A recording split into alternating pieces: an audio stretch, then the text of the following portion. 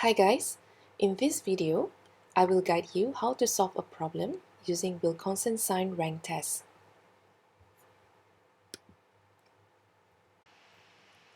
Suppose we are given with this question, 9 pairs of identical twins were selected at random from a population of identical twins.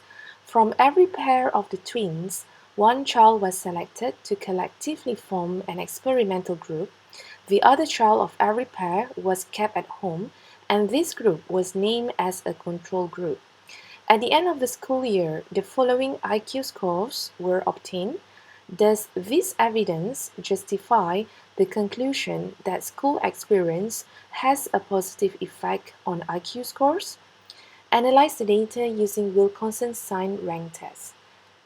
So these are the data given to us. There are 9 pairs, 2 samples of groups, experimental group and a control group. So before I go into the solution, let me discuss with you why Wilcoxon Sign-Ranked Test is suitable to be used to solve this problem. So as we know, Wilcoxon Sign-Ranked Test is one of the non-parametric tests, and non-parametric tests are generally used for sample data that are not assumed to be a normal distribution, and also when the sample size is small, like when it is less than 25. So in that case, non-parametric tests are normally used than the parametric tests. But among all the non-parametric tests, which test is to be used and in what situation we can use any of them? So that is, I think, the most important part before we go into what kind of test that we will do eventually. So in order to know which test is suitable, we have to interpret, we have to analyze the data, like the type of data that we are dealing with. For example, in this question, we are given with 2 groups whereby we need to compare the 2 groups. So meaning to say that they are actually dependent because they are concerned with the similar thing, like something like the comparison of when a group is given with a treatment and when the other group is not given a treatment. So that explains or describes that the 2 groups or samples are dependent, right? So in this question, it is mentioned that we have to use Wilcoxon Sign-Ranked Test, but in some situations, it is not stated in the question which type of test that we need to use. So we have to know by ourselves by interpreting the data. So what are the steps involved in Wilcoxon Sign-Ranked Test? The first step is to set hypotheses, both null and alternative. So this is quite a common step in any statistical test, be it parametric or non-parametric. So the null and alternative hypothesis for this case can be written as follows. The null hypothesis is that the mean IQ score of the experimental group is similar with that of the control group, meaning to say that there is no difference. Whereas the alternative hypothesis can be written as the mean IQ score of the experimental group is more than that of the control group. So the reason why we decide to say in this manner is because it is stated in the question. So in other words, we can also say that in terms of the equation, that the mu of experimental group is more than the mu of the control group, because we are always concerned with the mean of the sample. Okay, so from here we know that it is a one-sided test or one-tail test. So the next step is to calculate what we call DI. DI is the difference between the data of every pair. So these are the data given to us. There are 9 pairs. So how to find DI? We have to find what is the difference for every pair, the data between the experimental group and the control group. So in this case, we have to subtract the control group from the experimental group. which means that we have to find what is the value of 110 minus 112. That will give us minus 2 di values. So we solve for every pair, and those are the values obtained for di. The next thing that we have to do is to find what is the absolute value of di. So if you can see the values written there, they are just the positive values. We ignore the negative values. Yeah? And please take note that for pair 6 and pair 9, the difference is 0. So these two zero differences will not be counted in the calculation of n, whereby n is defined as the number of non-zero difference. So the n in this problem is 7. The next step is to rank di, the absolute di values, in an ascending order. So we ignore the zero differences, right? Please take note of that. And we are just concerned with the non-zero differences. So what we have to do, we have to rank from the lowest to the highest. So the lowest value is given by pair 5, whereby you can see the value of di is 1, right? So we rank it as 1.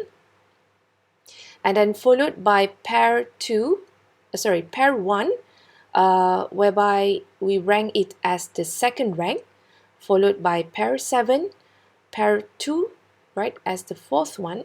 Now pair 5 and 6, we see what we see here. There are two similar values given by pair 4 and pair 8, which is 7. Both values are similar. So what we have to do with these two values, instead of ranking them as 5 and 6, we have to find what we call tied ranks. So how to find the tied ranks? We have to sum up 5 and 6 divided by the number of the similar values, which is 2. So we get 5.5. So we have to assign those two similar values with this tied rank, 5.5 for both. Right, so the next step is to find the last rank, which is 7, right? I mean, the rank number 7, given by pair 3. So that is the last rank. So altogether we have rank 1, 2, 3, 4, 5.5, 5.5, and 7.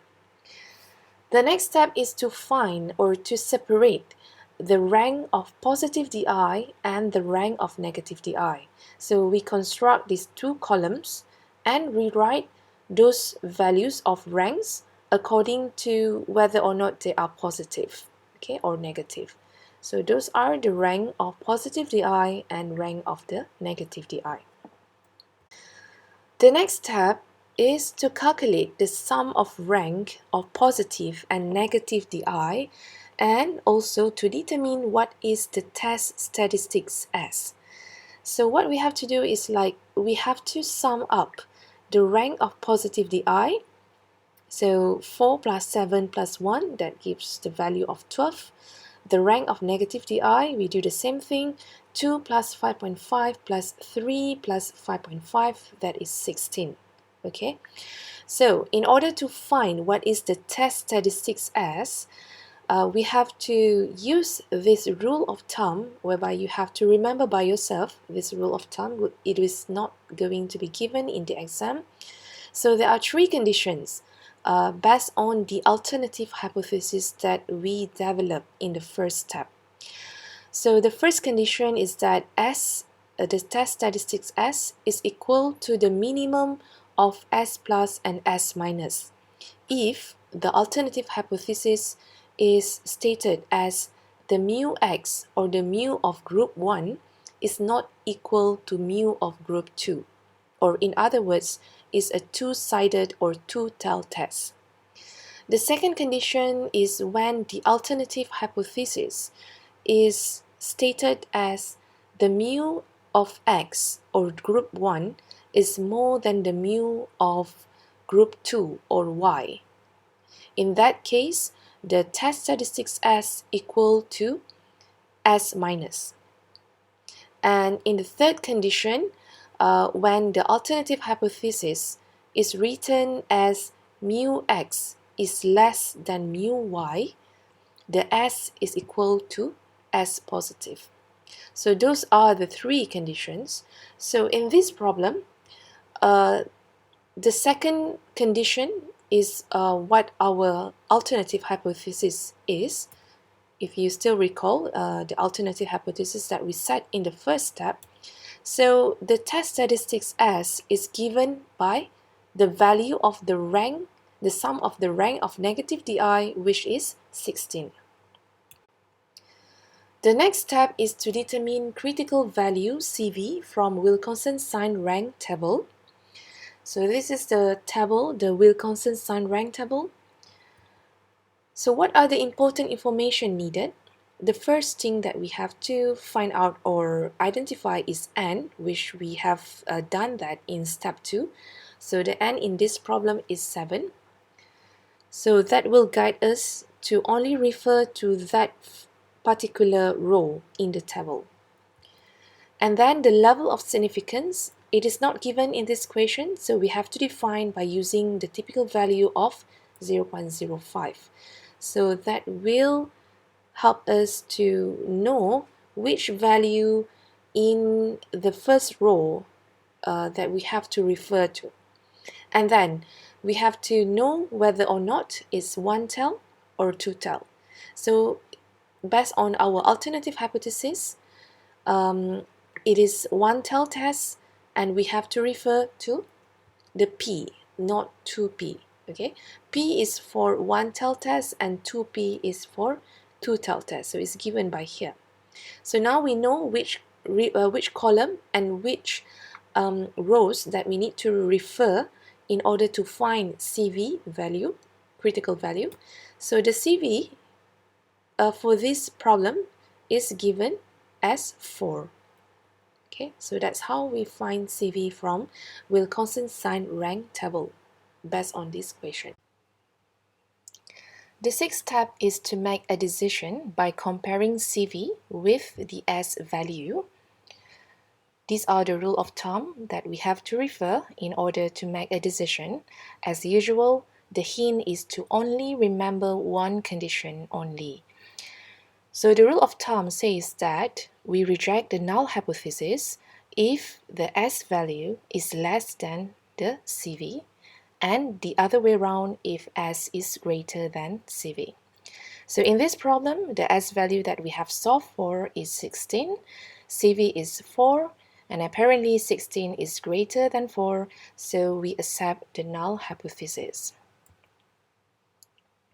The last step is to make a conclusion. So since we accept the null hypothesis, so we can say that at alpha 0.05, there is no difference in the mean score of IQ between the experimental group and the control group. So that's all the 7 steps that we have to do in order to solve a problem using Wilcoxon Sign-Rank Test. So that's all for this video tutorial. Thank you very much for watching. Stay tuned for more video tutorials from me.